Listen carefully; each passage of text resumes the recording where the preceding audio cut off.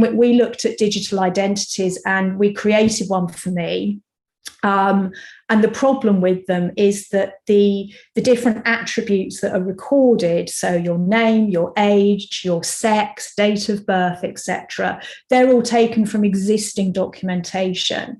So where you've already changed your passport or your driving license, or in that you don't have to show your birth certificate, but if you had a gender recognition certificate, you've already changed your birth certificate, where you've already changed those, and those are already, from my point of view, corrupted because they show gender, not sex, and a different name. That information simply gets uploaded into the digital realm. So you're simply replicating the existing problems that you've got at the so-called, if you like, old school paper level. You can use a digital identity for DBS check. You don't have to, but you can. So we looked at the guidance around that. And what's really frightening is that it creates distance between the applicant and the person who's representing the organisation with responsibility for safeguarding. So you can share your digital identity remotely. You don't have to have any face-to-face interaction.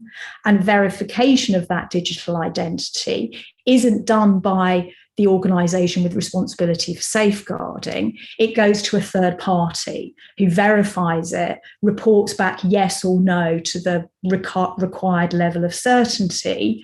So you've got a huge gap, and that kind of face-to-face interaction is also a key component of safeguarding. So let's go back to Angela. Angela pitches up, 6'4", beard, booming deep voice, and produces a passport which says Angela. I'm going to have alarm bells going off. It also takes quite a bit of, chutzpah to be able to go through with that. Is there reluctance? Is there hesitancy? Is there anxiety on the part of the applicant when they hand over their identity documents? All of those things, noting them, making a note, questioning, that's all key part of safeguarding. But where it's all remotely shared and you won't even have sight of the document anyway, because it's all going to go through a third party, that opportunity for that face-to-face interaction, which is so key to safeguarding, is just removed. So we've got real concerns about digital identities as a way forward. Wow, I mean, this is absolutely horrifying. It's terrible. It's not great, is it? No. And also, you found out so much that I hadn't heard about, and I guess quite a lot of people, the women here on the webinar, haven't heard about. So it's brilliant you found it out. But what are your proposed solutions, and what response have you had from government or other safeguarding organisations? So the responses we had in the year preceding this report were, as I said, it was like, no, there's nothing to see, it's all fine.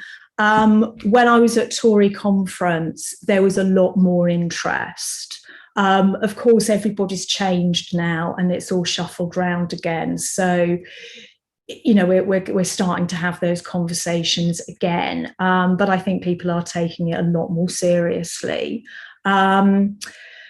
But yeah, so our proposed solutions, interestingly, your national insurance number is the one piece of data that doesn't change. That's the one marker that doesn't change. Yes, you can update it.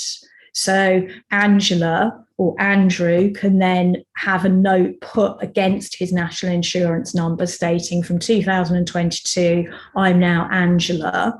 But the fact that he was Andrew up until 2022 is never erased from that record. So one of our key recommendations is that anything that involves a change of identity, whether it's driving license, passport, whatever, and any DBS application has national insurance number as a mandatory part of that, because then you have to tie up all the identities. And national insurance numbers are given out all the time for all sorts of purposes. So this is not onerous or intrusive in our view.